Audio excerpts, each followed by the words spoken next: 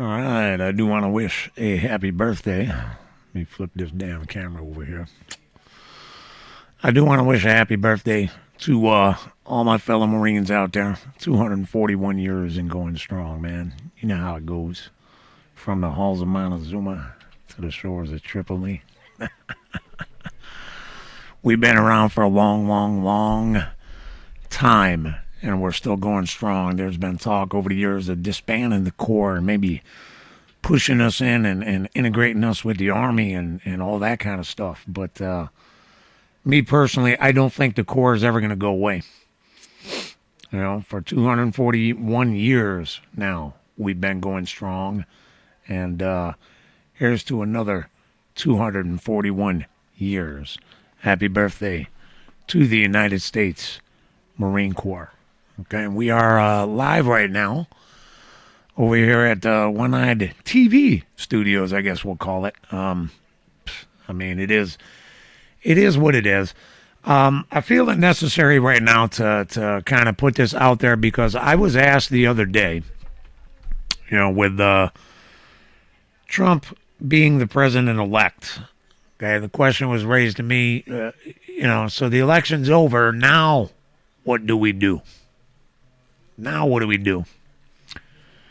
Here's my advice to you, man. I mean, you can see on the new... Oh, damn it. There we go. Let me get this thing. Let me get the mic set straight. Why are we having problems? Hello? Damn thing. Got a little buzz in. Son of a... Give me a second to fuck with this thing. There we go. No. Are we still buzzing? We're still buzzing. Son of a... Hello? Yeah, I'm having... This is audio on my end. It has nothing, absolutely jack shit to do with, Facebook. So, no worries. Let me get this thing straight.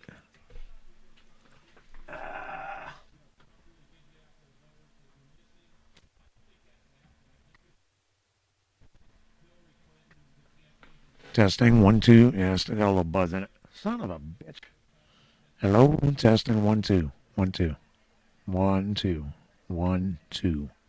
Did it take care? No, still got a little buzz, but fuck it, we'll muddle through it, man.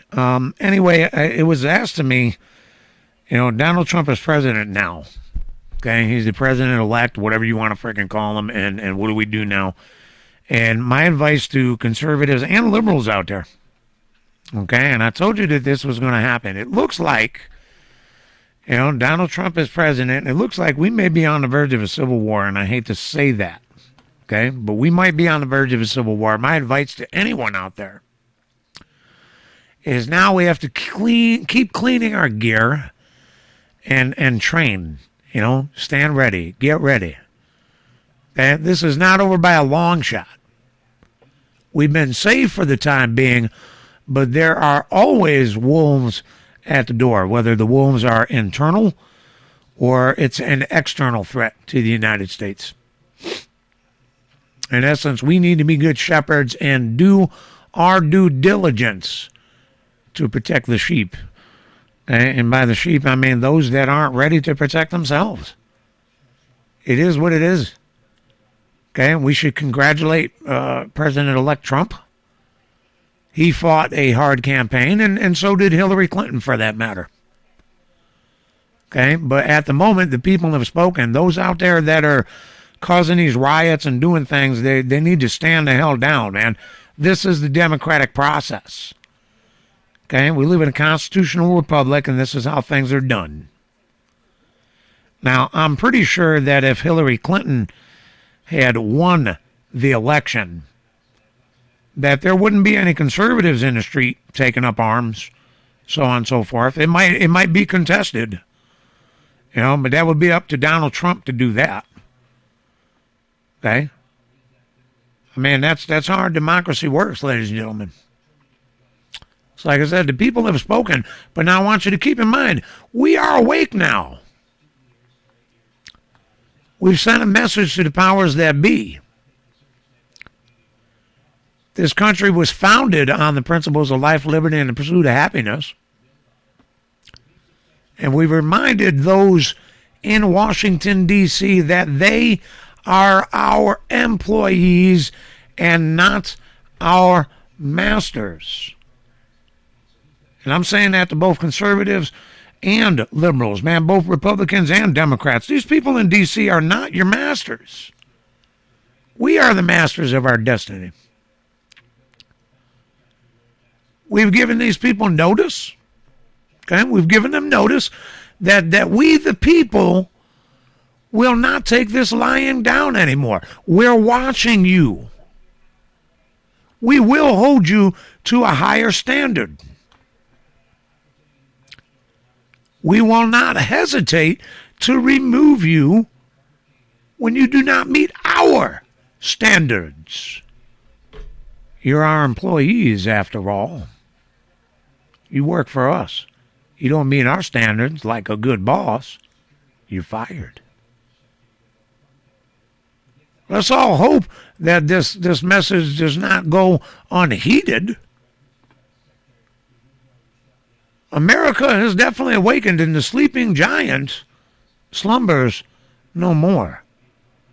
That last quote, is taken from, I believe it was Admiral Yamamoto, I think it was, in World War II. He said, all I fear that we've done is to awaken a sleeping giant. America's awake, man. Conservatives, Republicans, Democrats, liberal Democrats. We're all awake now. We need to continue to send that message to D.C. We don't need to be threatening each other. We don't need to have riots in the street. We need to continue to send that message to Washington, D.C. And, let the good folks in Washington, D.C. know and understand that we're going to be keeping an eye on them. They make promises. We are going to hold them to the promises that they've made to us. There's no way on God's green earth that Americans are going to go back to sleep at this point. If we do, we're foolish and we deserve whatever it is that we get. And that's my bird in the background. Hi, Rose. She squawks from time to time. I mean, it is what it is. With respect to the liberals out there, and even some of you conservatives, I find your lack of faith and your lack of alertness disturbing. As I've said, the people of this country have just sent a message to the powers that be, and we put them on notice that we are no longer sleeping, and we're not going to tolerate politicizing issues to get a damn vote. At least those logical ones won't anyway. See, when you do things out of emotion, let me see if I can get a good comparison here. If you're a parent, when your child does something wrong, and you go and you scold that child out of emotion, you're in the wrong. You're abusive. Nothing wrong with spanking your child. Nothing wrong with a little negative reinforcement. But you can't do things out of emotion. You have to approach it from a logical standpoint. Tell the child, what did the child do wrong, so on and so forth. And that's honestly the way that we Americans, we the people of this country, that's how we need to approach D.C. logically. We have a right guaranteed us in the Constitution that Congress needs to hear the redress of grievances of the people. So now we have a non-politician that's president, and I hope he does a good job. I know I personally will be keeping an eye on everything that he does. I know that all promises can't be kept because, if that were the case, then we might as well declare Obama or Trump or Bush, Bush Jr., Clinton, whoever, they should have been king. What they say goes. But that's not the society that we live in. We need to keep an eye on the president, but he can't act alone. He has to act in concert with Congress, both Republicans and Democrat. You got to be willing to reach across the aisle and compromise. None of this can be done single-handedly. It's not done with a cell phone and a pen by executive order. Contrary to the last 8 years. No offense, Mr. Obama, but, you know, people need to understand that. We don't work in this country by executive order. And the powers that be need to understand that if you really have the interests of the people at heart, if you have our best interests at heart, then damn you, you better start listening to us. If you're the senator from Virginia or the representative from Alaska, you're beholden to the people that put you in office. You need to listen to those people. Doesn't matter whether you represent New York, California, Texas, any state in the damn union. You need to listen to your people. And that means, I guess, maybe, just maybe, spending a little less time in D.C., gallivanting around, so on and so forth. Go back to the damn state that you're representing and talk to the people. Find out what it is that they need. In my mind, dare I say it, there's too many lawyers in Washington. There's definitely too many politicians. That's why I'm kind of glad that Mr. Trump is up there. He's not a politician. You people that sit in the House of Representatives and the Senate House are so out of touch with the reality that exists here in America that you ought to be ashamed of yourselves. You guys are up there getting rich off of lobbyists and all that kind of thing, man. And I'm here to tell you, it stops. It stops now, man. You've been put on notice. We put a non-politician in there. Mr. Trump is the president-elect, like it or not. And we could do the same with every senator and every representative up there.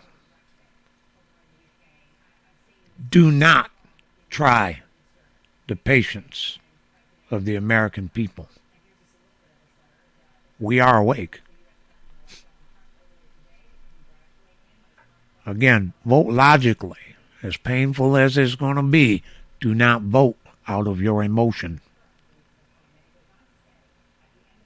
Think, America. You're smarter than that. At least I'd like to think so. It is what it is. Again, to my brothers and sisters out there, happy 241st birthday to the United States Marine Corps, Semper Fi. Tomorrow's Veterans Day. I want to thank every veteran that's ever served, both at war and peacetime. What was that saying? All gave some gave all. We owe veterans in this country a debt of gratitude for the freedoms that we enjoy. That's all I'm saying, man. I'm going to cut this short. Okay? God bless you, good people. Stay frosty. Stay alert. Stay awake.